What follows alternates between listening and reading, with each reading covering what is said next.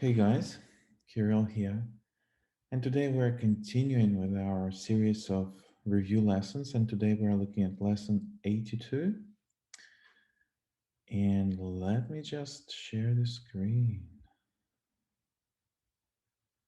Oh, not that. Oh, come on.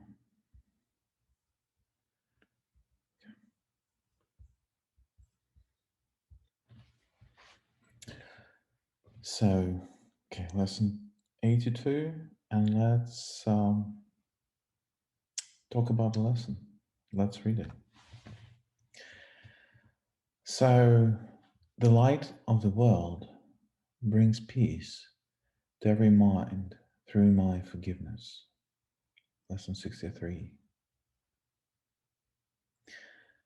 My forgiveness is the means by which the light of the world finds expression through me.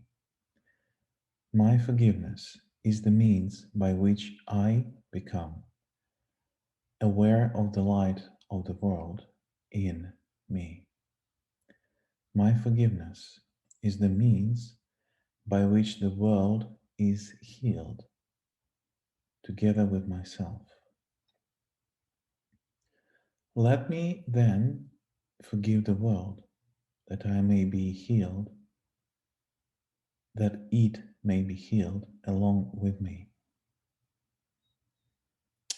And yeah, let's discuss these bullet points first.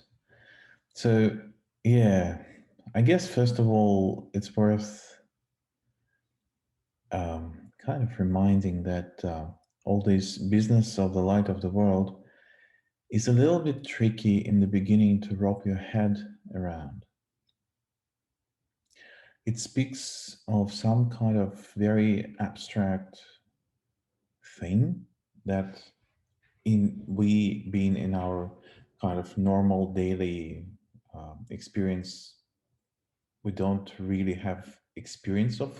So we don't think of ourselves as the light of the world usually, normally, as we grow up in the society.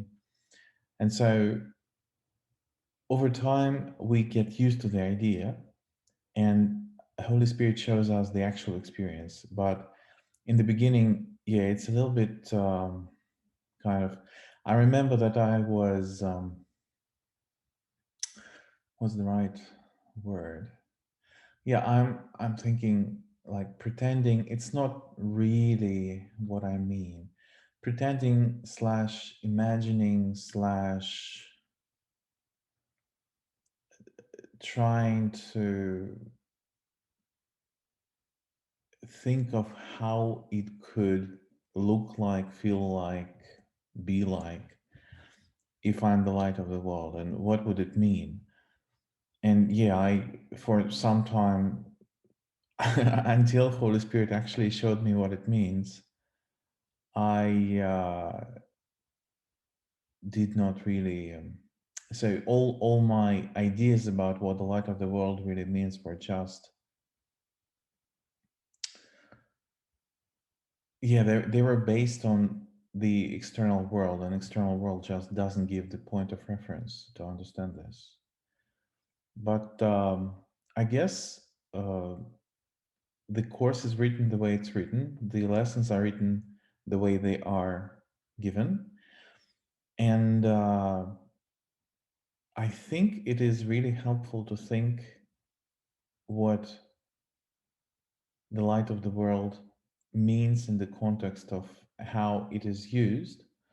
And then, yeah, so Holy Spirit will just, so I don't know how it will work with someone else, but with me, it worked in such a way that I couldn't really understand what it is before Holy Spirit showed me how it works and what it is, and yeah, what it means essentially, because it doesn't matter what it is. What matters is what it means. And so let's start with the bullet points. My forgiveness is the means by which the light of the world finds expression through me. So, the light of the world is something that finds expression. and it can find expression through bodies or through personas or through something limited. So, and obviously, the light of the world is an unlimited concept in the normal sense of the word. You just couldn't say, "Oh, this is where the light of the world ends, and this is where it begins." There's no such a place. There's no such time. So it's unlimited always, and it finds expression, and it finds expression through me. And here it's not entirely clear, does it mean me as a son of God, or me as persona actually. So yeah, let's see. So now forgiveness is yeah, so probably it's worth saying a couple of words, well, remind what forgiveness, how forgiveness is defined in the course. So forgiveness is defined as our willingness to find a different point of view. As part of this willingness, there is a process where we give to the Holy Spirit our grievances and asking to give us a different point of view or different meaning. And then we, by asking, we are effectively kind of ready to receive the answer because we ask, now we are kind of subconsciously wait for the answer to come because we did ask the question. And Holy Spirit uses this opportunity to actually give us the answer. It's not necessarily a single answer. It might be a progression of answers. It might be indirect answer. It could be so Holy Spirit always knows what's best for us, and it gives us the kind of forgiveness is always the way I define it for me, for myself, is that forgiveness always leads to relief, the feeling of relief, and the feeling of lightness, the feeling of uh, threat dissolving, and the Holy Spirit's point of view is always simple, kind of trivial, but in the same way, it's also, at the same time, it's also very, very kind. And so for me, this deep, deep kindness, it's not something that I usually experience in day to day life. So for me, this deep, deep kindness of the thought is really, and gentleness is really the hallmark of Holy Spirit's uh, thought. And this is how I actually distinguish the thoughts of the ego and the thoughts of the Holy Spirit. So this is forgiveness. And yeah, so essentially we swap our own meaning that we assign to all things to the meaning of given by the Holy Spirit, or meaning given by God, which is the same thing. And yeah, so my forgiveness is the means by which the light of the world finds expression through me. What does it mean? It means that the light of the world comes from the Holy Spirit. And also, it's worth remembering that because we are all one, we are all really one mind, and the Holy Spirit is part of that mind, and everything, all the universe is part of this mind, and God is part of this mind. Everything is one mind. So the light of the world finds expression through me. The way I see it is that it just it's my phone, yeah, making sounds. So the way I understand it is that we are just starting to, so we are able to realize that the light of the world is already in us. And because we realize it, its expression is absolutely natural because Once we realize that it's in us, it's already expressed. We could not express who we are. We couldn't stop being who we are. It doesn't matter if we think we're small or we are one with God, unlimited and out of kind of not limited by time or space or anything else, or we are limited and in the bodies and we are threatened by the world and we need to be defensive and blah blah blah. It doesn't matter what we think, what we are. We automatically express it. And so expression, I wouldn't really even think about expression as such, because I never stop expressing who I think I am. And so my forgiveness is the means by which the light of the world finds expression through me. The way I understand it is it's the way for me to release grievances to the Holy Spirit. And therefore, they are automatically replaced by the thoughts of the Holy Spirit. And because I do connect with those thoughts, they automatically find expression through me. There is nothing for me to do there. My job really is to remember to swap my grievances to the kindness and gentleness and loving thoughts. And yeah, that's really all. Everything else happens automatically. There's nothing for me to do.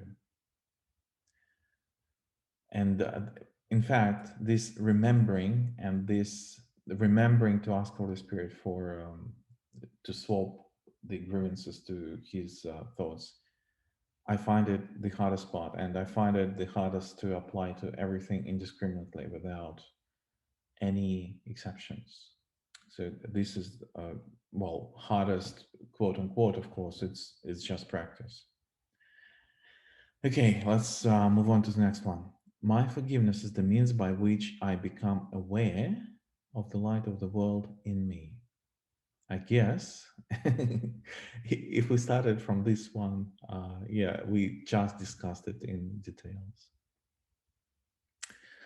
My forgiveness is the means by which the world is healed together with myself. And yeah, this is a easy extension from what we just discussed. If we remember that the world is actually the meaning that we project onto everything, then it's just simple to understand, easy to understand. So if we project the world and if our mind is healed, and it is healed by the applying the forgiveness process, which effectively removes the grievances from our mind and sense of threat and blah blah blah, all of that, everything that's unhappy, and replaces it with the happy counterparts. And if our mind is healed in this way and we are projecting the world is automatically healed together with myself. Let me then forgive the world that it may be healed along with me. Yeah, it's just a restatement of the same thing. And in fact, when Course uses these phrases, and when we read them, and when we think of them, and when we ask, so this is really Holy Spirit tells us, ask this from me. Let me then forgive the world that it may be healed along with me. So if the Course is the guide for asking, and it is, and Jesus speaks about it in one of the first lessons, that the Course just, so asking and is given always works.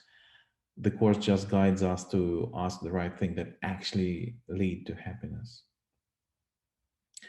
And by repeating things like that, by thinking in these terms, let me then forgive the world that it may be healed along with me, we are actually asking. And these are not idle words. Uh, like simple repetition, of course, wouldn't change much, but repeated with passion, with deep sense of kind of trust that the answer will come, will make all the difference. By doing that, we're actually bringing the day when it becomes true for us closer, and it actually the speed with which the changes occur actually increase if we practice it. And also, it's interesting. I don't know where it comes from, but I'm just inspired to share that it is interesting that sometimes there might be periods when we think, oh, I just don't do the course right. I just, I feel like I don't pay justice. I feel like I should work a lot harder at it or on it or do the exercises or whatnot. But what we might not realize is that the Holy Spirit just works with some subconscious part of our mind that puts a limit on our progress. And so all the limit on our progress we put on ourselves, like it's us who who does that. No, so God doesn't. Of course, God doesn't set any limits on our spiritual progress or anything. Uh, it's just us who do that, and Holy Spirit sometimes works with our limitations about around the how quickly we could progress, how far we could progress, what can we achieve in this lifetime, and so on, so on, so on. I certainly do remember that all of a sudden I could have an idea that I was doing some kind of forgiveness, and in the middle of the process, the idea occurred to me that I am setting a huge limit on what forgiveness could achieve. Hey, my internet just blinked for a while. And yeah, let's restart.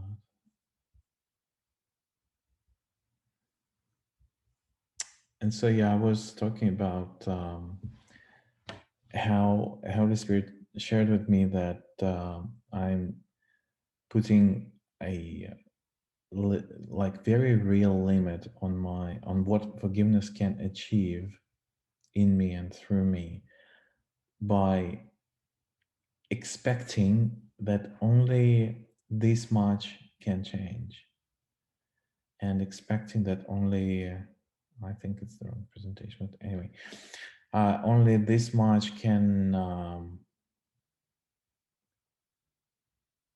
be achieved via forgiveness, by doing forgiveness. So that forgiveness needs to take a long time or something like that.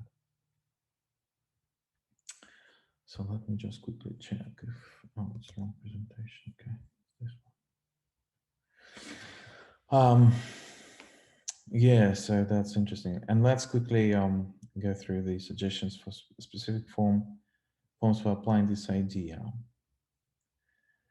So, as a reminder, these are specific phrases to be applied to a situation or a person or a thing or a, I don't know, whatever you think is a good application for forgiveness, or a person or a situation or whatever. Um, so Jesus suggests to apply these phrases. Let peace extend from my mind to yours, someone. And so the choice of someone, of course, is someone who bothers us, who irritates us, who annoys us. So someone who inspires us to feel negative emotions. We always feel negative emotions about ourselves. And this person that we think causing this is just a screen on which we project our own emotions, and we are just, yeah, extending them. We are using this person as an excuse to feel these emotions. Let me put it this way. So, of course, you can choose someone with whom you have complete peace and understanding already. However, in this lesson, we are looking at forgiveness. And forgiveness, by definition, means that we start from a grievance, from some kind of discomfort. And so, yeah, so these are designed to start with discomfort. Let peace extend from my mind to yours. Interesting. Yeah, I'm looking forward to apply this today. I share the light of the world with you, someone. And so I'm just imagining someone who's irritating me regularly. And I share the light of the world with you. Yeah, that's great. Through my forgiveness, I can see, I can see this as it is. For me, what it means is that I'm really releasing all understanding and all the meaning that I assign to the situation, and ask Holy Spirit to share with me what this situation really means. Yeah, usually in in cases like that, usually the situation is for highest and best for all, including me, and usually it's done for the sake of me realizing something or experiencing something, and ultimately for the benefit or progress on my path, one way or another. Yeah, that's great. Looking forward. And next lesson. Let me not forget my function. Lesson 64.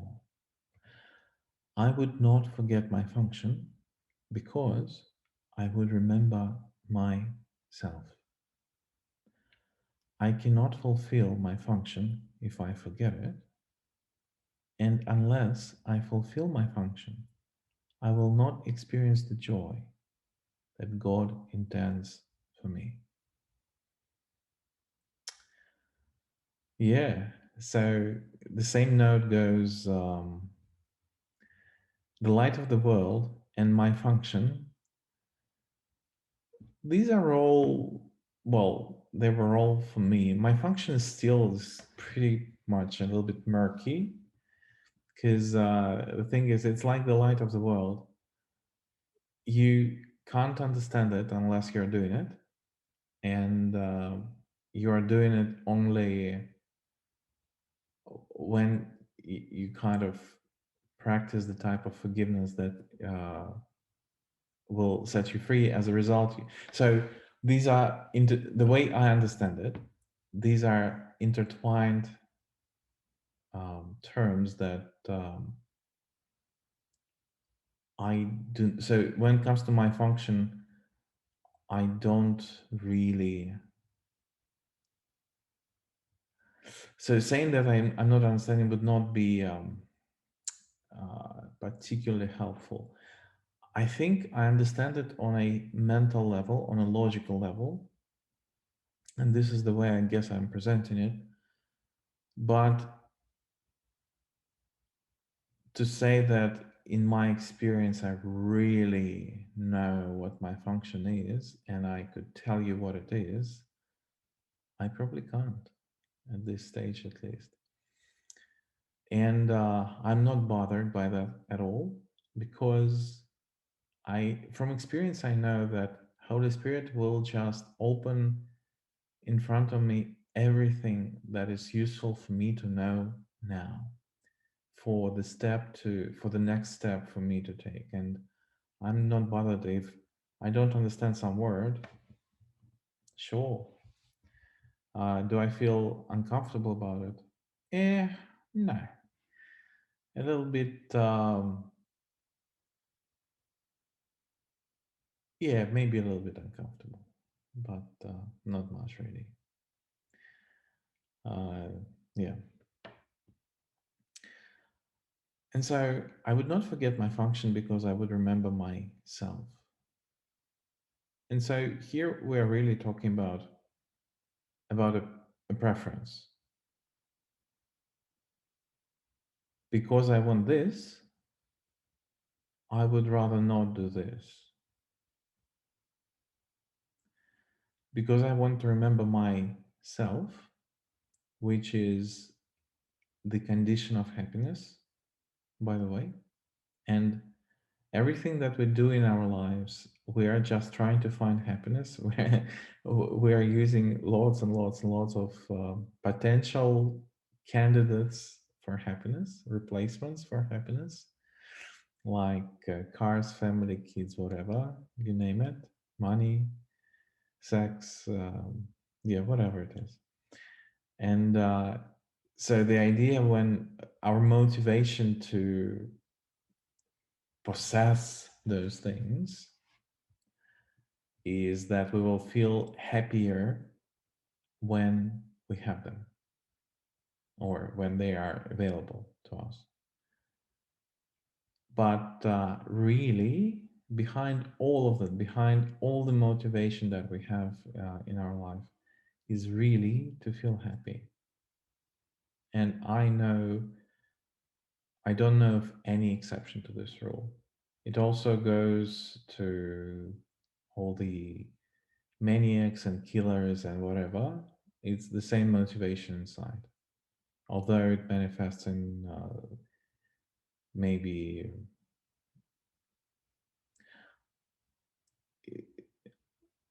well, it's not unusual, but unexpected ways, I'd say. I don't want to judge people who, uh, yeah, manifest themselves this way. It's only because of the huge pain that they feel that they are seeking relief in these things. And that's fine. In one lifetime or another, we were all killers and the victims. So yeah, that's fine. And so back to this sentence. Because I would remember myself, because I want to be happy, I would not forget my function. So, given the choice of forgetting and not forgetting my function, because I want to be happy, I would rather choose to not forget my function because only fulfilling, uh, and the next sentence is, I can't fulfill my function if I forget it. And the next one is, if I forget it, I will not experience the joy, or we could say happiness, that God intends for me.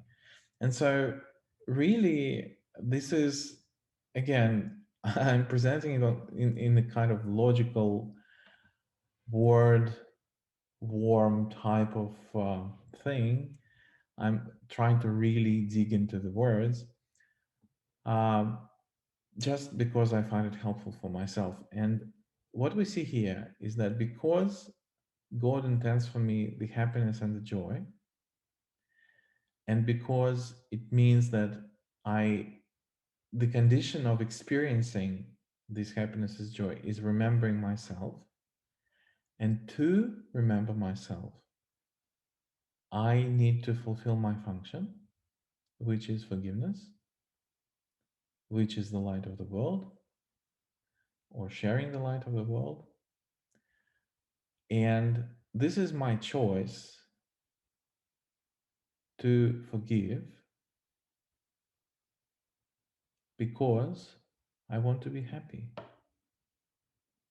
And this is a really kind of when when I kind of try to understand all these sometimes contrived um, sentences in this way, it just makes it so easy. It just feels that I understood something. Because I want to be happy, my choice is to forgive, because forgiveness is the path to happiness through remembering myself and through fulfilling my function.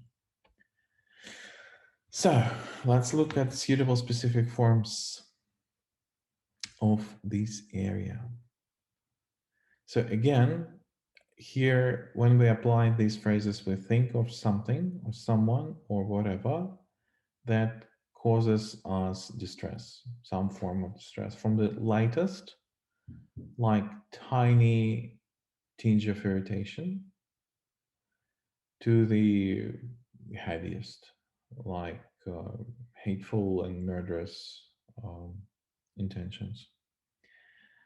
Uh, Let me not use the situation, to hide my function from me. Interesting.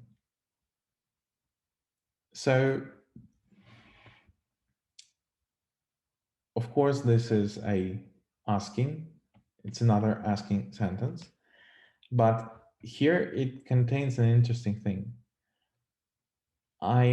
It implies that I'm using situations that distress me to hide my function from me. And so, what it really means, the way I understand it, is that I'm projecting the meaning to actually hide the Holy Spirit's meaning that He would gladly share with me if I just give my insatiable desire to project my own meaning to Him. Yeah, that's an interesting one. Next one. I would use the situation, as an opportunity to fulfill my function. Again, this sounds like a choice. I would, I would rather. So I would use this situation instead of feeling pain, attack, guilt, like victim, whatever. I am choosing to use the situation for the purpose of forgiveness and give the Holy Spirit the meaning that I have assigned to the situation and ask Him to give me His meaning to the same situation. So, situation does not change at all in terms of how the atoms and molecules are positioned in the space. Does not change a single bit, but our perception of the situation changes dramatically.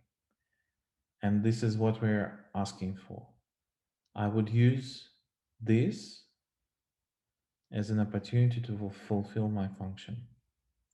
And again, fulfill my function is the forgiveness process. And this is effectively swapping grievances for uh, joy, for kindness, for gentleness. It's like when I use these words, you will, of course, find your own terms for this experience.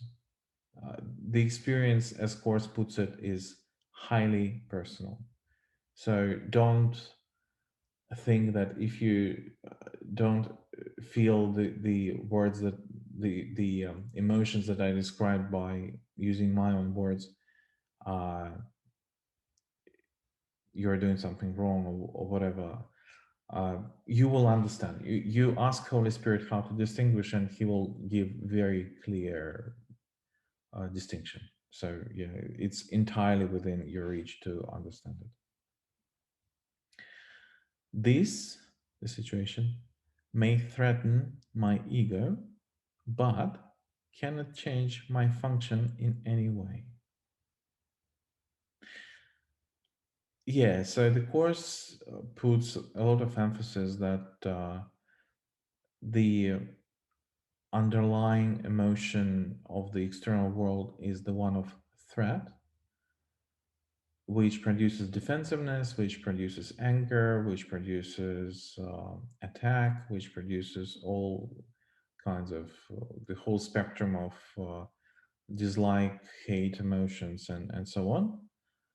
And so we say the situation may threaten my ego,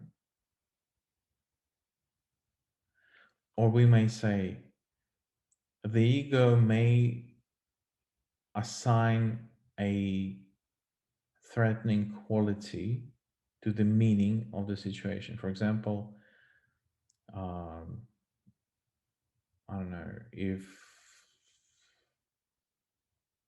something happened that we didn't like, the very fact of didn't like is that we judge the situation as not in our best interest.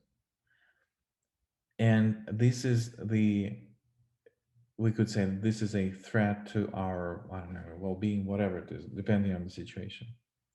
So the situation threatens our happiness, and the very fact that we already perceived it as unhappy, the situation, it means that happiness already gone. So the we say that threat is a kind of realized itself. It's already happened. But it says that it cannot change this threat, that the foundation of the ego, the feeling of threat, everything could pose a threat, and this cannot change my function in any way. And the way I read it is that doesn't matter how it looks, how frightful it looks, how huge and impossibly disastrous it looks, my function remains the same. And again, there's nothing forgiveness can do. There's no degree of difficulty in miracles. And as I mentioned in the previous lesson, the we kind of have mental limitations for what we expect miracles could achieve and what forgiveness could achieve. But here we say that situation, this may threaten my ego, but can't change my function anyway. Anything, doesn't matter how it looks, doesn't matter how scary it is a suitable subject for the process of forgiveness. And it doesn't matter what it is. And forgiveness could transform anything. That's what we're asking. So these last three bullet points is the specific guide for asking. Alrighty, that's it with the lessons. Yeah, so obviously you already know that resistance is kind of expected. Sometimes ego becomes very vicious. Those of you who are viewing it in the recording, you have a benefit of pausing at any time. And if resistance is just rampant, you can work through it and then continue. So it could be helpful. Um, General kind of how to recognize resistance. Resistance generally is recognized as discomfort, but practically when we're talking about the lessons, we are not doing the lessons in the way we're instructed to do them. The same, the frequency that we are instructed to do them, we don't do all the time frame. We find the lessons annoying. We find the work is just has high priority. So some lessons could be a little bit tricky to do when you're in the middle of the meeting, when you have to speak. Some are fine, by the way, you can do them. Uh, But yeah, so effectively, you, I'd say, if I am blaming myself that I could have done it better, then that's a resistance. That's, I guess, well, uh, when I just started, it was a whole range, starting from forgetting, not understanding, whatever. These days, it's mostly, I occasionally have the lessons which take me a little bit of time to um, really dig into what they say. And this sometimes includes like the working through the layers of resistance that just comes up when I really try to understand what the lesson says. But yeah, generally speaking, I know from experience that I just sometimes takes a day or two. In some rare situations, it could take more. Uh, but yeah, generally speaking, yeah, I do the lessons a lesson a day, but there are some lessons that take longer. Um, so yeah, you just from the if you practice and then you ask Holy Spirit for help, Holy Spirit will explain you how to work with resistance in your particular circumstance, in your particular way. You may find it kind of, you may experience it differently than I do, and whatever. So the most important thing is that you ask Holy Spirit to help. Sometimes you will be guided to, I don't know, I probably speak for myself. I sometimes guided to, so for example, if I read the lesson and I just can't concentrate at all, I just could, I refuse to understand what it says. I refuse to even focus on the sentence. When I finish the sentence, I already forgot what the sentence started from. It happens sometimes. And so usually Holy Spirit guides me in these situations to just start all over again, keep trying to understand what this sentence is saying, then what paragraph is saying, what the lesson is saying, what the page is saying. And after, sometimes after many repetitions, I do understand that I worked through the resistance and I actually get it, what the lesson is saying. Um, yeah. So, but in any case, the universal advice is that Holy Spirit will always help. Expect that He will help, and He will. Okay, now we're doing the meditation. So I'm pausing for the recording now, and I'll do meditation for 10 minutes. Feel free to do whatever time is comfortable for you, the duration of meditation. You can skip it altogether if you feel like this. And yeah, see you in 10 minutes. All righty, welcome back. Yeah, I'll just quickly share the stories that the Holy Spirit showed me. So, first four bullet points, lesson 63, it speaks about forgiveness and the light of the world in me and how the world is healed. So, Holy Spirit showed me a extremely light-hearted and relaxing picture of a small child. I don't know, maybe 5 years old or something. And it asked a series of questions. And the child was just having fun. It was playing in the I don't know, clearing. There were butterflies. There were some I don't know, rabbit holes, whatever it is. And child just had a fun and nothing but fun. So child didn't have any plans for the day. Child was not concerned about where he will spend the night. The child was not concerned about what to eat, what to drink. He knew that it will somehow get provided, either by parents or by whatever. He lives somewhere and he is very welcome there. And Holy Spirit just said that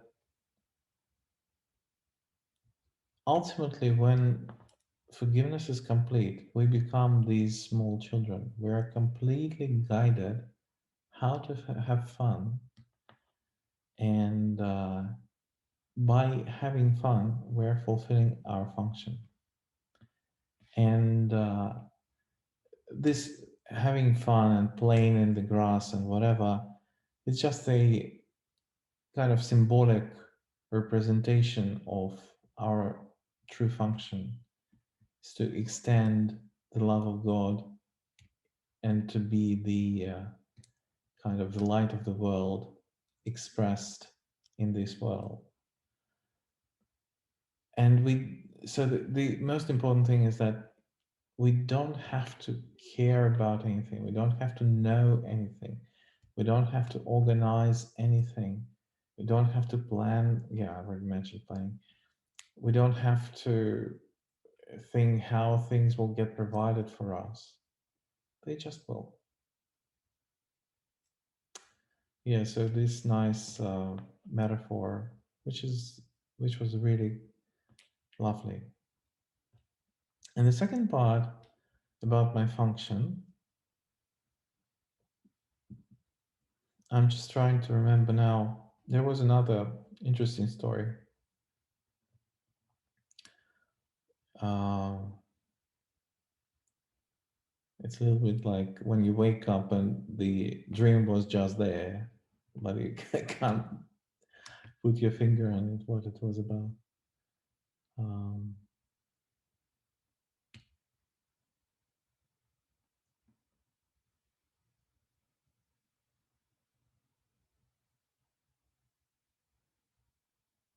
yeah, okay, so forgot, can't remember right now. But I remember that it was a lovely story, similar to the first one, but whatever. Yeah. So Spirit apparently thinks that I shouldn't share it today. Fine. Um, and yes, that's what we just did. And okay, one day I will change the numbers. They remained from the first review one, and now we're in review two. So same 10 minutes, 10 slides, 5 rounds. I'll just switch to this presentation, which effectively is interleaving um, lesson 30, 63 and 64. So because this year I'm working on relationships, I will be applying these ideas to people I know in my life where I feel it's necessary. But yeah, you may just do what you feel is right for you. The ideas apply all the same. So the way I will be doing that, I will be focusing on the suggested forms of the application. And the first part is just a reminder if I need it. So last time I did not need it and I actually did not use it. But I figured, yeah, I'll just leave it as it is. Maybe it's useful for you. And yeah, so each slide will be 60 seconds, and then it will switch to the next and then to the previous. So slide numbers here, so you can track the time. Yeah, let's just start.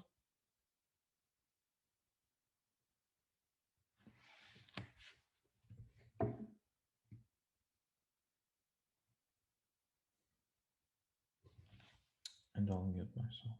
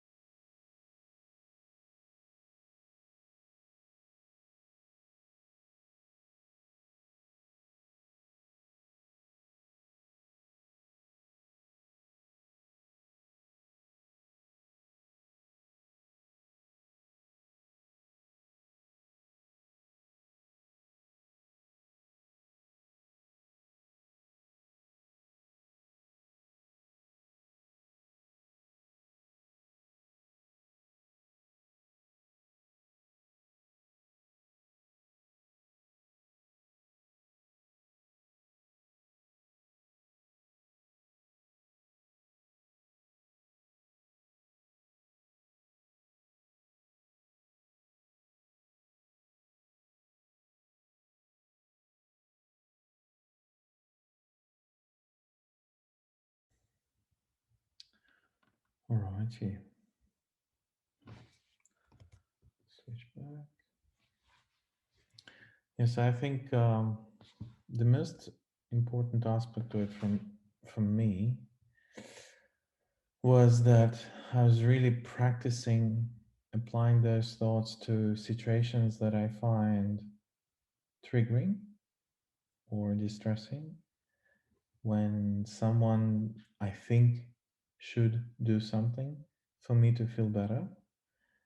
And of course, while we all know that there is no point in taking dependency on someone else's action for our own happiness, yeah, it's just it still works this way in some areas. And